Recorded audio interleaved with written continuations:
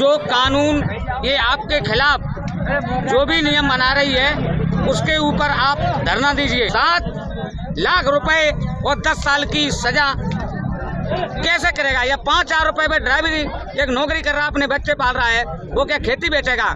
With the nationwide transportation strike entering its second day on Tuesday, vehicles lined up outside petrol pumps as fuel supply was impacted in cities across the country. The 3-day strike was launched by truck, bus, and tanker drivers to protest against the stringent jail and fine regulations under the newly launched Bharatiya Nyaya Sanhita for hit and run cases. In Maharashtra, the state government has requested police to ensure an uninterrupted supply of petrol and diesel. Meanwhile, commuters across states encountered travel inconvenience on Tuesday due to ongoing strikes. Since Monday, protesters have blocked roads and highways across states like Gujarat, Rajasthan, Maharashtra, and MP.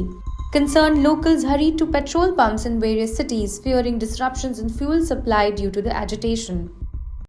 7 lakh रुपए और 10 साल की सजा कैसे करेगा? या 5,000 रुपए में ड्राइवरी एक नौकरी कर रहा अपने बच्चे पाल रहा है, वो क्या खेती बेचेगा? भला किसी के पास इतनी जमीन भी नहीं है जो इतना ये भुगतान करे।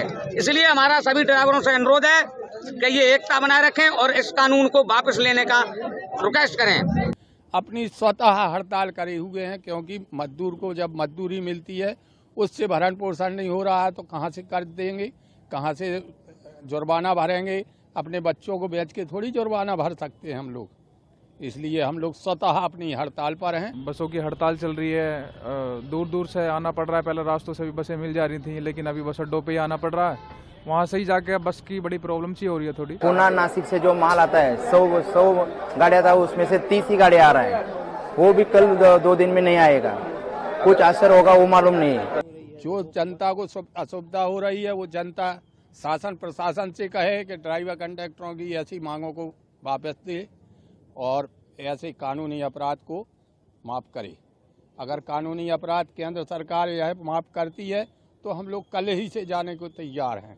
Now, under the new law which replaced the colonial era Indian Penal Code and was introduced by the Home Minister Amit Shah in the last Parliament session, the drivers who cause a serious road accident by negligent driving and run away without informing the police or any official from administration can face punishment of up to 10 years or a fine of 7 lakh rupees.